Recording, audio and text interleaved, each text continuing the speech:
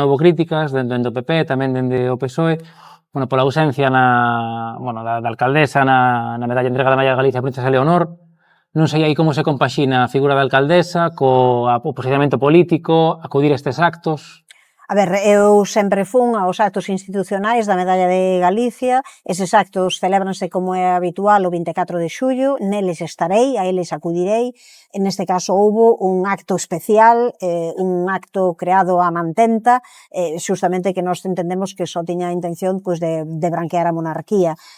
un acto en que foi moita xente que se dirixiu a min dicíndome que fixera moi ben, que eso era algo lóxico e que se sentía representada, non? Nese non acudir